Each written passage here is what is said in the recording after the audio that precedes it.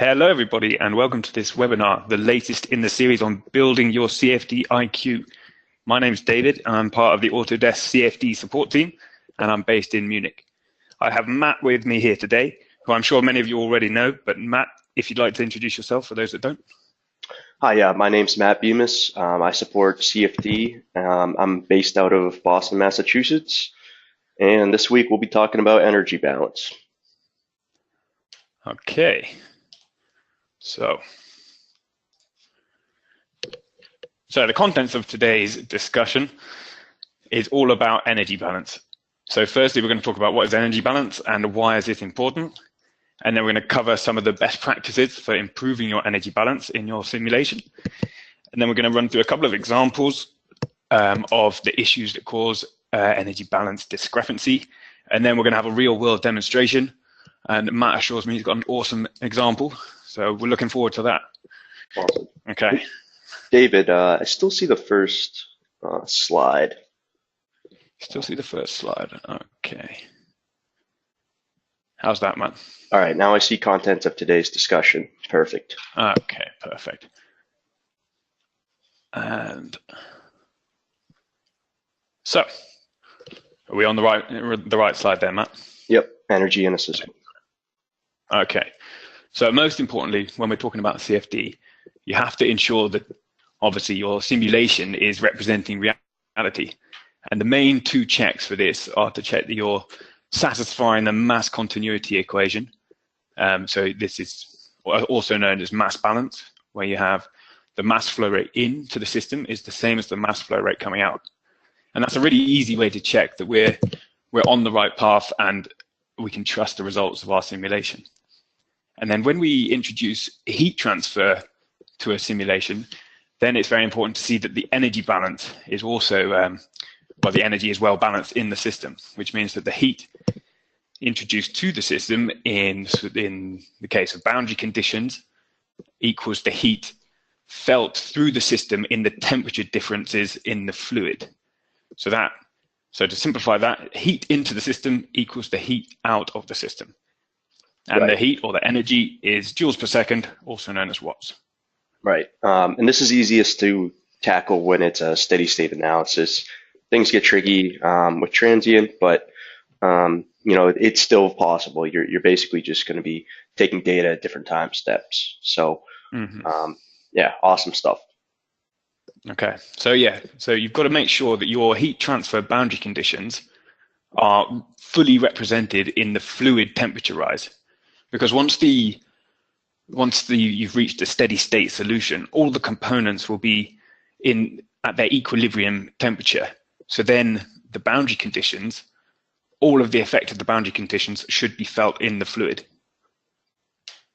Okay, so how we calculate it by hand is using the mass flow rates at the outlet, the mass flow rates at the inlet, times them by the specific heat capacities, and also the delta temperature.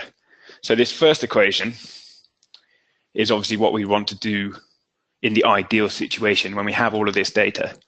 And then when we know that there is mass continuity in the system, if we've seen that the mass flow rate out is the same as the mass flow rate in, then we can use the simplified equation, the second one, with just the mass flow rate in times the specific heat capacity times the delta temperature. And if you check the units there, then it's clear that it comes to watts, which right. is always nice to see. Yeah, good accounting. Now, the more inlets and outlets you get, the more complicated this becomes. But if this is your first pass or something, a lot of times, say if you have 5 inlets and 5 outlets, why not just average your inlets and outlets? Always make sure your mass balance is good. Otherwise, it's not even worth worrying about energy balance. And go ahead, David, you have something to say? Well, Matt, I was going to ask, so if you've got some multiple outlets, you take the average temperature at all of the outlets, is that correct? Right, yeah, that's going to be your best approach. It's a little model specific. If you have, are you area average? Are you mass average? Things get a little tricky, but yeah, you're going to want to take an average. And A lot of times, when I'm doing support, these are quick hand calculations. I might not even write it down. I just might throw it into the calculator to make sure I'm in the right ballpark here. So, we'll talk about later on specific heat fluctuates as a function of temperature. Usually I just grab a value, make sure I'm, in what I consider acceptable range, and then move on, keep getting to work kind of thing. Okay, so once you've calculated your Q, or your heat transfer, the heat flux through the system, then you need to check that it's equivalent to your heat transfer boundary conditions, and that's a nice easy check. You can either compute manually the equation from the last slide using the bulk calculator to get the results on the openings, on the openings of the inlet and the outlet, or you use instead the summary file, and I'm going to go through how to use the summary file next. And you also, so with the discrepancy, we normally aim for underneath 5%, and then we're pretty happy. You wouldn't want to start worrying about going down to 2 or 1. Because there's also sort of truncation errors and mathematical errors and things. So you're not going to get an exact solution. But yeah, so using the summary file to find your energy balance calculations. So line 1 is what we've just talked about. The second equation, where only the mass flow rate at the inlet is used. And you've got to remember that this equation is only really valid if you have mass continuity in the system. Absolutely. So, and we can go into it later on, but we assume one fluid here. So, David, just to take a moment, the summary file energy balance is extremely helpful, and it was introduced based on customer feedback. But there's really no magic here. We're just identifying inlets and outlets, doing some simple multiplication. So we try to streamline it for you, and it works great. But it's not valid in a couple situations. But anyway, here looks good. David, go ahead. Yeah, exactly. As Matt says, there's a few situations where you've got to be pretty wary of the summary file calculation, because it's just a hand calculation basically. And so most importantly, it's not valid with multiple fluids. So in the example that Matt's going to go through in the end, I think this is right, isn't it? That the summary file would not work for this example. Yeah, not at all. And no, and also I've had some cases where CFD actually gets very confused between what is inlets and outlets. If you've got multiple pressure equals 0 inlets and outlets, it can sometimes confuse between the two. And then obviously the temperature difference is nonsense, and the mass flow rate value is wrong as well. So just be aware that it can throw some pretty suspicious results.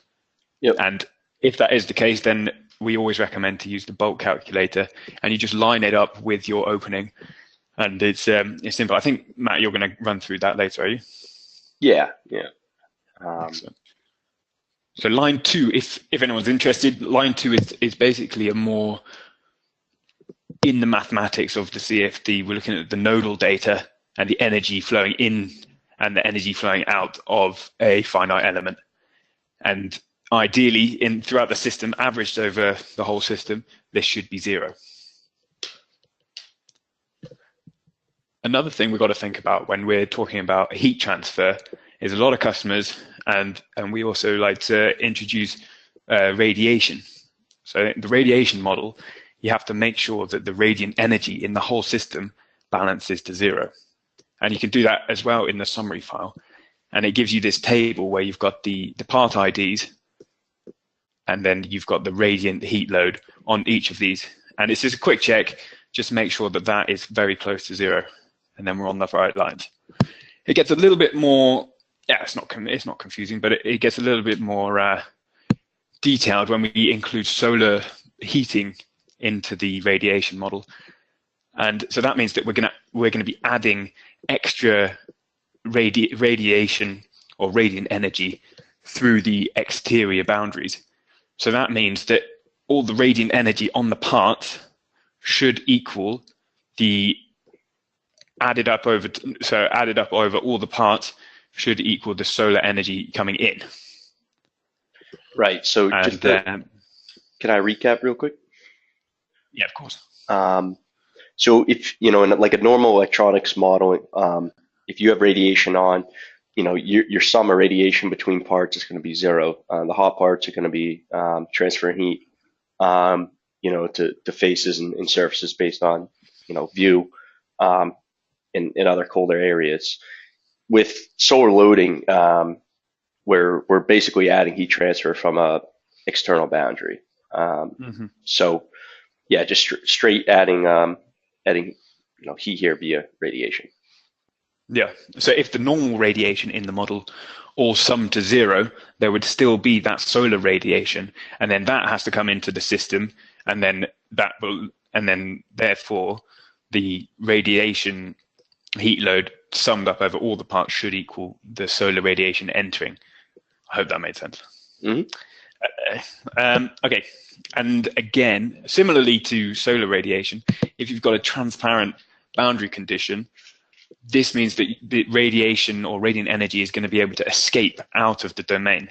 So in this situation, again, the total radiant energy should equal the energy lost through the transparent boundary condition. So now we're going to get into actually a bit of usage and the best practices for improving our energy balance.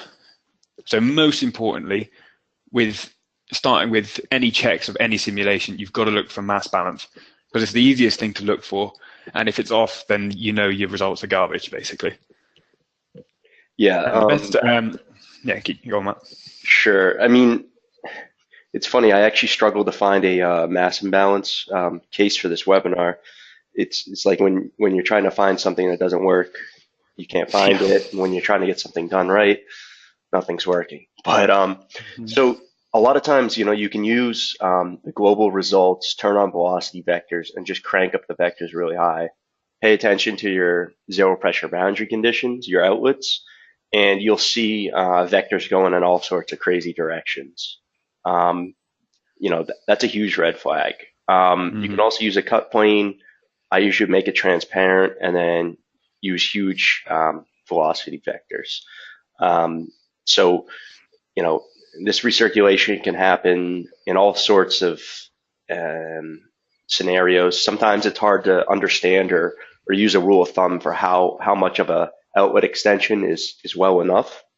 And there can even be some weird physics when it comes to like variable air. So you're having or variable fluids where you have changing densities. I did run into a very hard recirculation case in a external flow over building model where we were looking at humidity, and we had a vertical zero pressure outlet. So, in the direction of a building going straight up from the ground, and our air was variable. And that's actually like a non-physical phenomena, really, because your dense air is going to, at the zero pressure, fall down to the bottom. It's going to introduce clockwise circulation into the model. So it can happen, in all kinds of odd scenarios, but using planes and global results with vectors is the way, and a summary file, look at mass balance, is the way to avoid or identify this problem. Yeah, so as Matt's saying there, that the one of the major ways to improve your mass balance is actually extending the inlets and outlets. So normally you start with 5 times the diameter of the inlets and outlets, but I tend to find that if you go 5 times the diameter for an inlet extension and 10 times the diameter for an outlet extension, that normally yields pretty good results. And the reason we want the outlet to be a long way away from the model or from the analysis region of the model, we want to ensure that the heat transfer boundary conditions are not too close to the outlet, and therefore the temperature results will be able to flatten out before the flow exits the simulation. And also, if you have an outlet very close to a sharp bend towards the rear of the simulation, then this can again cause circulatory flow, and then you're going to have recirculation, just like Matt was talking about, over the pressure equals zero boundary condition. And this can either cause inaccurate results, it can cause divergence, and it's basically a big no-no. Right. So again, so after you've modified geometry by extending inlets and outlets, it's important to ensure that you have sufficient mesh to resolve the geometry. So the complex shapes and things, you need at least enough elements to accurately represent the shapes. But I mean, you've got to go a lot further than that as well, because you've got to represent the complex flow and the transfer of heat from the solid elements into the fluid. So you really have to refine your mesh a lot to start getting good energy balance. And a way to check this is using your nodal aspect ratio. And in the result quantities, if you turn on the stream function, this will give you the results for your nodal aspect ratio. And this is really important just to check that you've got the aspect ratio of your elements is close to, or at least below 50 in these areas of complex flow and where you're wanting smooth transition of heat from the solids to the fluid. Material properties, yeah, as Matt said towards the beginning of the webinar, some of the fluid properties will vary with temperature, and particularly specific heat, and this is very important for the energy balance. So if you're expecting large temperature variation, then ensure that your material properties are set to variable. And more importantly, make sure you define them, out to your operating range, right? So your oil is at 500 degrees C, and although that's probably very hot, you don't have the data there, you're going to get bad results. Yeah. And again, really important for your energy balance in the system, you need appropriate boundary conditions. And there are a few combinations and boundary conditions that are sort of known to throw erroneous results. And particularly, these are the heat flux surface boundary conditions. Firstly, you should not use these internally, or temperature boundary conditions internally for that matter, but rather use total heat generation boundary conditions, because the orientation and the location of the heat flux surface conditions, if they're in the same plane as other boundary conditions with different values, it can cause massive conflicts between the interfaces and also very inaccurate results in terms of energy balance. So we see a lot of improvement in energy balance results by changing to total heat generation boundary conditions. And if you look in the tutorials, all sort of heating elements in any of the models, it's always using total heat generation boundary conditions. So that's a really important one. And then once you've set up your simulation, so you've got the mesh, the boundary conditions, the geometry, the materials, it's time to look at the solver settings. So a lot of work has been put into the Advection Scheme 5, and it's generally known to have the best performance with energy balance. So choosing the appropriate turbulence model, this is really important. So if you look in the help documentation, it gives you a brief summary of which turbulent models are known to be better for which simulation types. So say if you've got lots of flow separation, you might want to be using the SSTK omega turbulence models. Whereas if you're mainly interested in the flow behavior, sort of the internal flow away from the boundary layers, you might start using the K epsilon turbulence model. And you've also got to see if the turbulence model is appropriate for the Y plus values that you are measuring. And you can turn on your Y plus values in the result quantities as well. Finally, on improving your energy balance, you've got to ensure that the solution you're looking at is actually fully converged. A lot of the times, your simulation might actually finish well before it's converged, because the default value for convergence assessment, if you're using the automatic convergence assessment, is actually not tight enough for your simulation. So sometimes it's better to go into the automatic convergence assessment and slide that dial all the way to the right and make it as tight as you can, and then see how the energy balance results differ. Because let me just add one note there. If you're, say, nervous or uncomfortable with, how do I know it's fully converged, and you're doing these calculations, I would definitely encourage you to run the default and then restart and run to tight convergence, still using automatic convergence assessment, and do the calculations and look at the difference.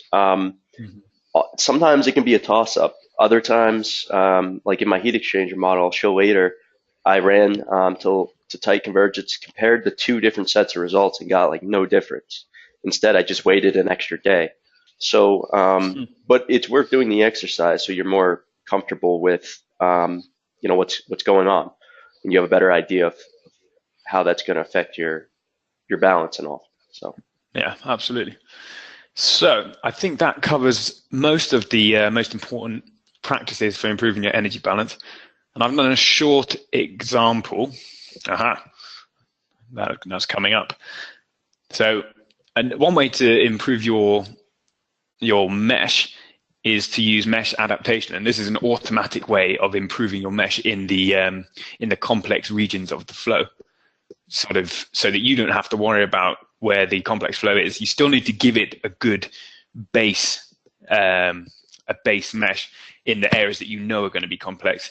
But then CFD will automatically refine the mesh in those complex regions and create a new scenario with this new mesh, and then perform the same simulation. This has been known to work a lot for improving the energy balance, but you've got to be careful, because sometimes if you say have too many cycles on your mesh adaptation, then the solver settings may become inappropriate for the new mesh. Say the Y plus values are suddenly really, really small, but you're using the standard K epsilon turbulence model. So you've got to make sure that that's not the case. And also, if the iterations might not be enough for that mesh adaptation cycle. So then if you've got some results in a mesh adaptation run, just make sure you run it a little bit longer after the full mesh adaptation run is completed, just to make sure that you've got fully converged results. Yeah, and as it says here, as long as energy balance is within 5%, it is generally better to prioritize the pressure and velocity results, which is the main function of mesh adaptation. So hopefully now is the example. There we go. So this is the, I'm sure many of you know, the electronics tutorial, and I've stripped it back a little bit. I've taken a lot of the heat loads out, removed a couple of the capacitors, and just so that we can have it a bit clearer and see what's going on. And this is with standard, so this was with the standard inlet and outlet caps and just an automatic mesh. And we can see that the element count was about 160,000, which isn't very much. The supplied heat, so we know this going into the system. So sorry, I'm basically going to do a heat transfer calculation as I went over in one of those first slides. So the mass flow rate in, I calculated all of these values with the bulk calculator positioned on the inlet and the outlet. So as you can see here, you've got your mass flow rate in values, the temperature in, the mass flow rate out, and the temperature out.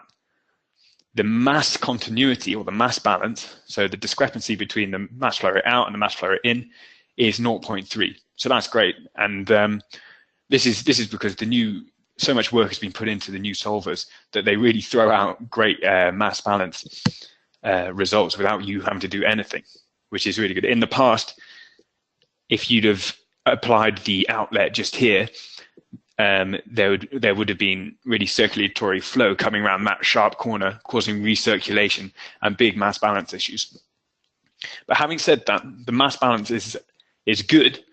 But as we can see, once we calculated the heat flux corresponding to the temperature difference in the fluid, then we can see that we've got an energy balance discrepancy of 27.9%, which is not ideal. So with a few modifications, as you can see on the left, I've extended the inlet by 5 times the diameter, and I've extended the outlet by 10 times the diameter. I've massively refined the mesh. I've used auto refinement and an edge growth rate of 1.05. So this gave me an element count of 3.6 million, which is a lot, but it really shows the effect of having a well-suited mesh. And you can see in the flow results here that there's nice smooth transition, particularly in the left image. You can really see it looks nice, it looks realistic, and we've got a nice nodal aspect ratio on all of these elements. And doing the same heat transfer calculation, we see an energy balance discrepancy of 3.7%, and that's under our target of 5%. So that's nice to see. And that's an awesome example. Your 3.7% beat mine, so my example. Well done. Oh, perfect. That's good to hear. So turbulence models, I originally ran it with a K epsilon, just normal K epsilon model. And at the end, I calculated the Y plus values and saw that the Y plus values are very small, so less than 10. And this, with just the K epsilon, it gave me an energy balance of discrepancy of 7%. And I thought, well, how are we going to improve this? So I used the intelligent wall formulation, which desensitizes the K epsilon model to low Y plus values. Because normally, if I'm not mistaken, the K epsilon model will work with Y plus values. Is it over 15 or over 35, Matt? Your lower range there is 30, I believe. Mm-hmm. Mm-hmm. Yeah. So, but yeah, you can see the improvement by putting on intelligent wall formulation on our energy balance, which is nice to see. And obviously, I ran to full convergence with a really tight automatic convergence assessment. Okay, and that wraps up what I'm going to talk about. And over to Matt for some examples. Awesome. So just give me a moment here to get my PowerPoint set up. Great.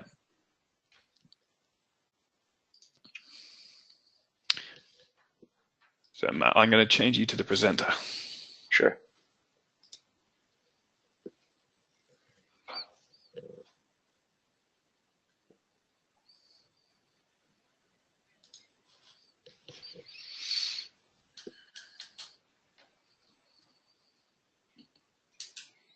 You all good there? Yeah, I think you can. Perfect. Perfect. All right. Yeah, I can see your first slide. Awesome. All right.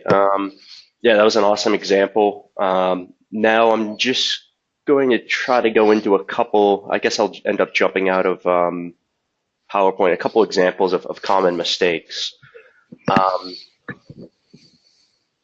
So yeah, I do want to touch on the heat flux boundary condition that David was talking about internally. I've seen people, put a heat flux boundary condition on like a chip inside an electronics model, and they're meshing the chip, and that's poor for the solver, because the solver doesn't know, where is that heat coming from? It's inside the domain. It's like what you're doing there is thermally grabbing some watts from somehow behind the face that you've applied it to, and then just pushing it across.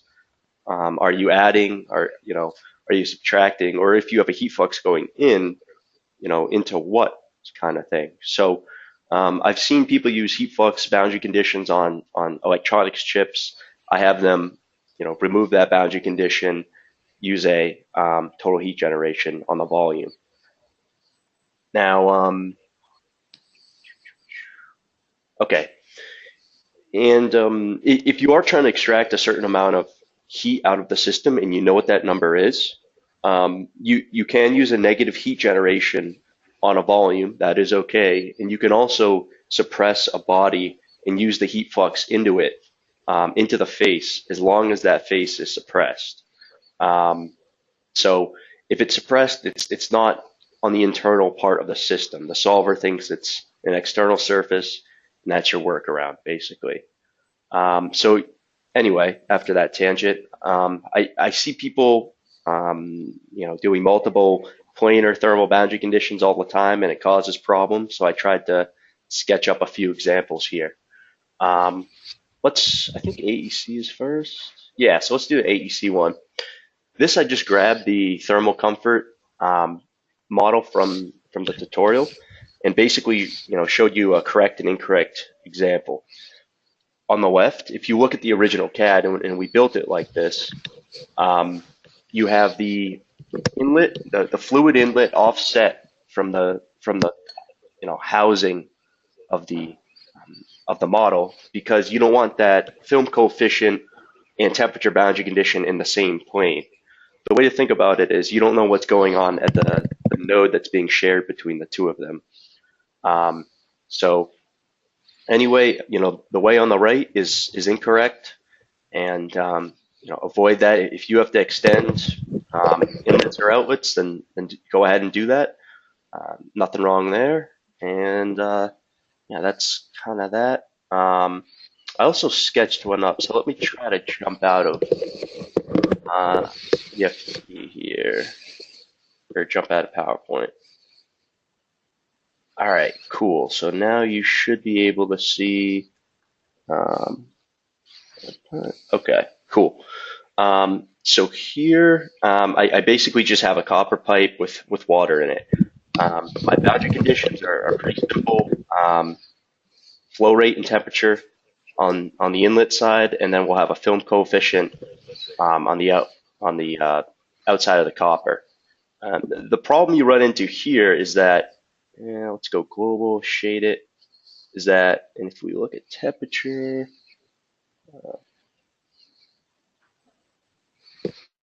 taking a minute. The problem is that you have this 100C in the same plane as the metal, as the copper, with your film coefficient. So you don't, and by the way, with a temperature delta here, the film coefficient's at 20C, the inlet temperature is at 100C.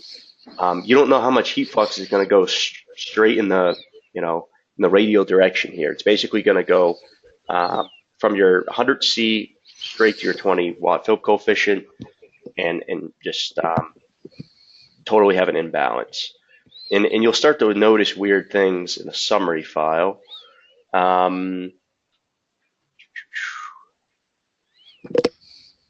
So it's a little harder because we don't have heat transfer boundary conditions. We just have film coefficient.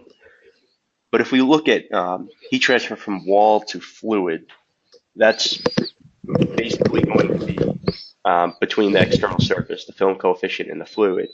We have minus 391 watts. And then heat transfer from exterior to solid, you have 425. These aren't in great alignment there. It could be worse, but it's certainly not good. And it's stemming from these boundary conditions being in the same plane. Now I have a even better example. So film coefficient and temperature boundary condition is not good. What's even worse is here is heat generation, 450 watts on the copper, and 20C on the inlet. So here we're just going to have bleeding from the copper, which is 450 watts. We're just going to have thermal bleeding straight to the 20C. And again, it'd be kind of cool to look at the mesh. Again, this is just heat transfer, just shooting right from the copper in this face straight down to the temperature boundary condition here. I think okay, so, we have 424 listed there at 415 from wall to fluid. So 415 going from the copper to the fluid, but our boundary condition is 450. So it's off more than you would like it to be. And anyway, what you would do here in the setup is extend your water inlet. It doesn't have to be much, just do one diameter or something. Just get it out of the same plane as the other boundary conditions. And in fact, I do it on the other end too. I mean, it's not going to matter much, but it's just a practice I've gotten into. Let's go back to PowerPoint for a second.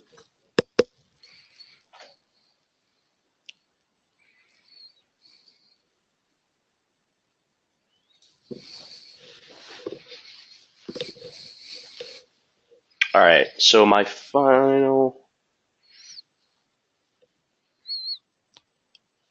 I can't see your PowerPoint yet, Matt. Yeah, working on it. Sweet.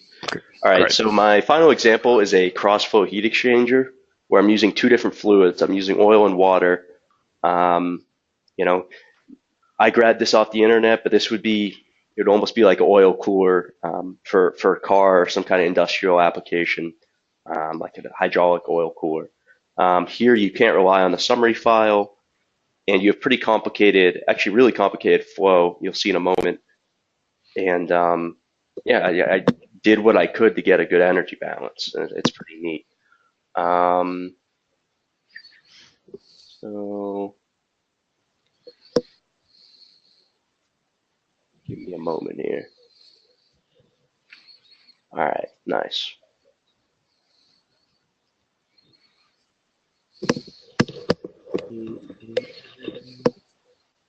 All right, here's a quick picture of the CAD. Again, fluid one basically goes left to right, completely horizontal. And of course, these fluids don't touch. There's metal in between. And then the second fluid goes top, which is inlet 2 to outlet 2 down below. And so, yeah, I'll show you a cross section here. Again, the temperatures aren't completely accurate here, or the coloring on the arrows. So just understand they're different fluids. One fluid goes through the piping left to right. The other one zigzags around baffles. Yeah, so I guess I can show you my results now. Then we'll jump out and look at CFD. So just a heads up, just like you guys, I run into deadlines and time limits.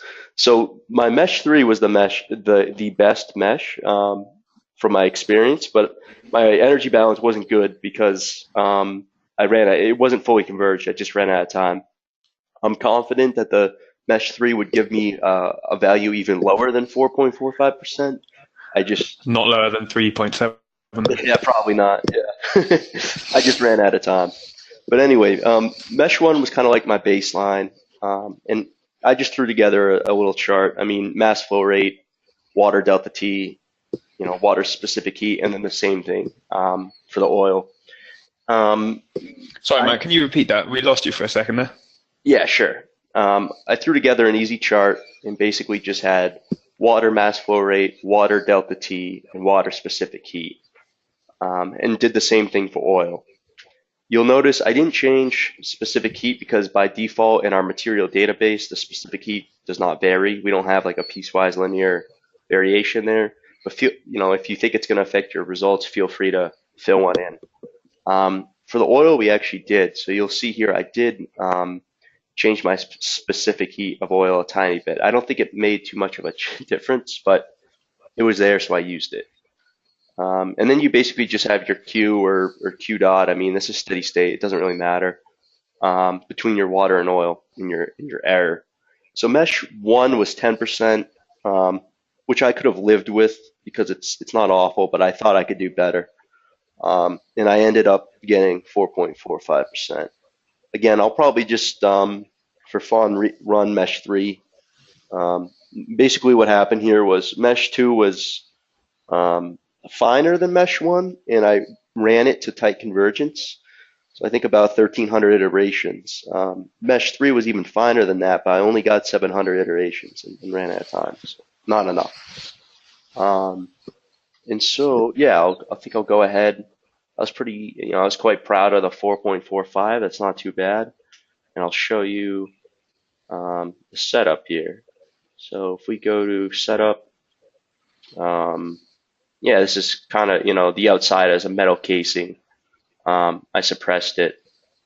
And you basically, I think materials would be the best way to, yeah, so, in the center we have water here. It's coming in the top right, exiting the bottom left, and it's zigzagging around baffles. And so, just a side note, what I thought would be kind of cool, it'd be more efficient if the inlet and outlet of the water were on the same side, because the water is just going to come in here and immediately go to the left. So that first baffle isn't really doing much. But anyway, it zigzags through, and then we just have oil. I used some kind of hydraulic oil, 10W, and I had it as variable. My inlet boundary conditions. All right, so my oil was at 200 centimeters a second at 80 degrees Celsius. My water was the cooler. Just like in real life, you'd be pumping ambient water from another heat exchanger or a reservoir or something like that. So it's up top, and just zero pressure outlets, which is easy enough. I use quite a bit of mesh on it. Let's look at like a cut point. Okay, so one thing, let's hide. All right, so a couple comments here. And again, this is mesh 2. Mesh 3 looked a little better. But all right, so you could see, I mean, across the cross section, I have, you know, more than 5 elements, and I'm using 8 wall layers here. Now that's because to actually accurately and very well capture the thermal boundary layer, you have to use the SST K omega turbulence model, and you know, by definition, have to use a good mesh, right? So I used 8 wall layers, didn't go to 10. I didn't think it'd be necessary. And if you looked at my Y plus, it'd be really low and acceptable. I checked it. I don't remember off the top of my head, but I checked it. And yeah, I mean, as you can see, you would expect to have the highest flow rate in the center, which we do. So nothing too crazy. I'll show. All right, I'd rather show.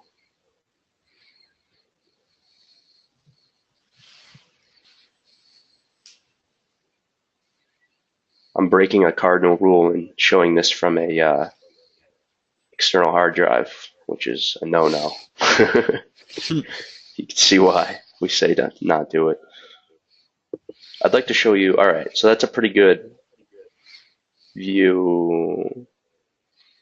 Not awful. We're only, you know, aligned here to grab some of those smaller piping holes, but you know, you can see there's a quality mesh there, and I did make it a little better later on, but it's certainly not awful. Yeah, if we show temperature, it'd be pretty neat. Yeah, I mean, so oil comes in super hot on the left. It'd be neat to show. We can actually, all right, so yeah, that's kind of cool. You know, as expected, the highest velocity was in the center, which is going to allow the least heat transfer, right? So you still have hot at the outlet there. And it's hard to tell the gradient on the water side because it's the temperature delta isn't that crazy. But it's pretty neat. Just for fun, we can look at what this will say. I mean, it's 16, you know, yeah, this is just junk really. You know, yeah, it's pretty clear you really can't trust anything here. So this is when to say the summary file is not appropriate for this situation. One last thing, you know, I grabbed the data for the hydraulic oil specific heat, and I just plotted it and got a fit line. Super easy, just linear fit. And that's how I grabbed the specific heat at the different data points. So I looked at the outlet temperature. They were all like 70 something C, I think. Just did a nice, you know, linear interpolation. Nothing crazy. So that was pretty interesting. Yeah, I mean, I ran for 1,200 iterations. You know, it can sometimes you have to go well above 1,000, and yeah, that's kind of it. If you guys have questions, I'd encourage you to type them in the GoToWebinar box. I'll stay on this page for a moment in case you're curious about this, or else we can jump back to the PowerPoint. But I'd like to hear your pain points or other questions you have. So we did have someone who asked earlier in the webinar, what about displaying the error field by CFD? I think they mean displaying some kind of error in the domain. That's a little confusing to me. You can't really just pick an area in the domain and say there's the error. It's really we're doing a whole system analysis. Hmm. And we don't know where the error is going to be distributed at some nodes. I think it'd be really hard to do a counting, this face to this face of an element, having an imbalance. It's, I would just chase, if you're unhappy, first of all, make sure your boundary conditions are correct, inlet and outlet extension, tight conversions, appropriate turbulence model, and then chase mesh and look at where the poor mesh quality is. But again, this is a whole system analysis, and I would encourage you to approach it as one, basically.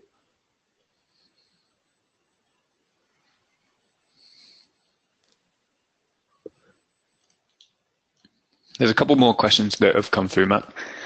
Okay. So one is using symmetry boundary conditions, and does it affect the mass or the energy balance?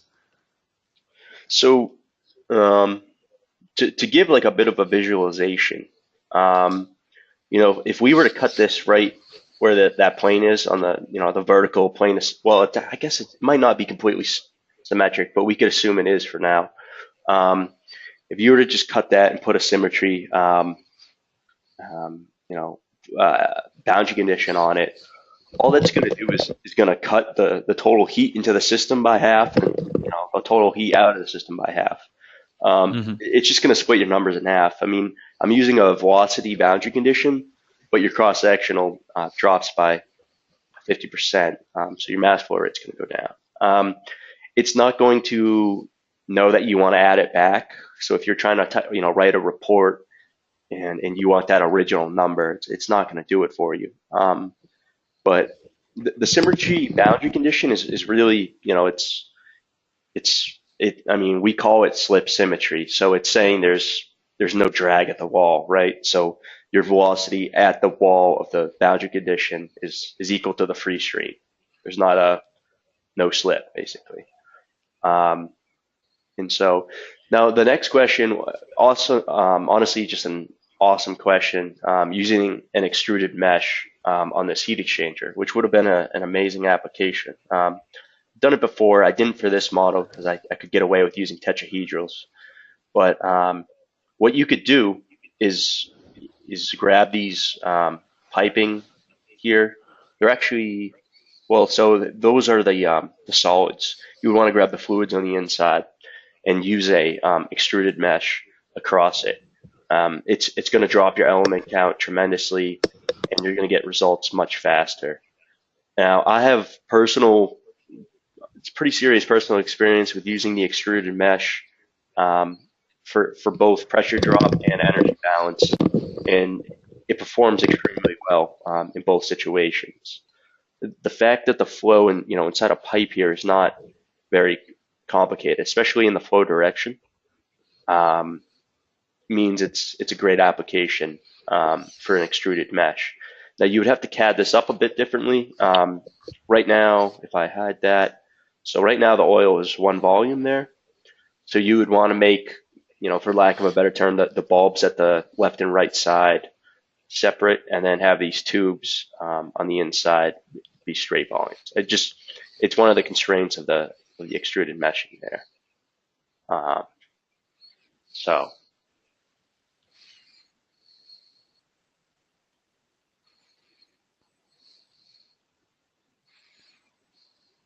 All right, we have someone asking about during a transient analysis, basically having domain temperatures drop below the lowest. So an easy example is, I'm happy with, we could say basically like a fire analysis. A while ago, one of our specialists, John Weil, did a fire in a car park, basically. And during the intermediate steps, again, this is a transient analysis. The lowest temperature in the domain, which should be ambient temperature, if we're going along with this example, basically the domain drops below the ambient. So if your ambient's 25 C, for a couple time steps there, you see 24, 23. That's bad, and it's obviously non-physical, and it's something to keep in mind. But it depends how bad it drops. I mean, why is that happening? Well, probably because your time step is a little coarse there. I would drop your time step. You know, and of course things like mesh and all can affect it. But the way I look at time step in transient flow analysis is, if I had a single particle, how far would it go during this time step? I was helping a customer a while back with a transient rotating region analysis that was with heat transfer, and it was quite painful because we were trying to use large time steps. So we got the steady state rotating region results, froze the flow domain by unchecking flow and checking heat transfer, and running from there. I did see a small drop in temperature, like instead of 20 C, it was 19.95 C or something, but I can live with that. I mean, it's physically, it's a very small number. I know we could have eliminated it with a smaller time step. So yeah, I would blame time step regardless. If that doesn't work, start looking at mesh. But so again, if we have any other questions, I would encourage you to type in, and we'll try to help you.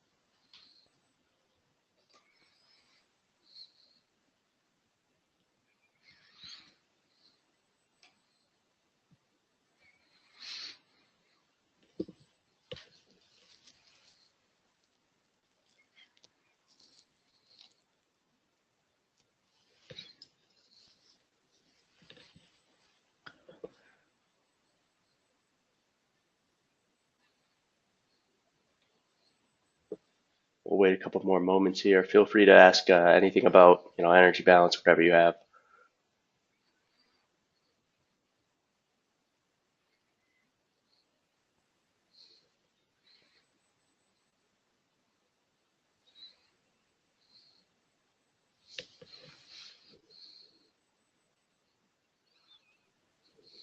So kind of a follow-up to my example earlier. Someone asked, for a heat transfer analysis with a rotating region, can you turn off the flow solution after it had converged and continue a heat transfer solution? So the answer is yes, absolutely you can. So with those folks who are familiar with rotating region, our rule of thumb is 3 degrees per time step. Well, I had this person who was trying to model, it was basically a centrifuge next to electronics that he cared about the thermal performance of. But the centrifuge goes at the same RPM all day. It affects the flow, but once it affects the flow, it hits steady state, it stays like that. So we ran it at 3 degrees per time step, flow only, for about 10 revolutions till it hit steady state, unchecked flow, and then we were able to really run out the transient heat transfer solution a long way. Thermal takes much longer to hit a steady state value for, so we were able to use like a 30-second time step for thermal, which of course you could never use for a rotating region.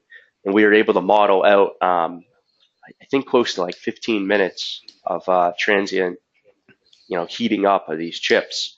And more importantly, we were using monitor points in safe intervals to realize that the chips had hit a steady state operating temperature, and that they were in an acceptable range. That's really cool. Yeah, well, it was pretty hard too. It was a neat. And the rotating region keeps spinning. Once you turn flow off, it keeps spinning.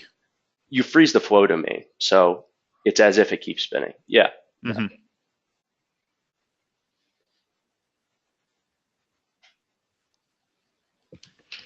Cool.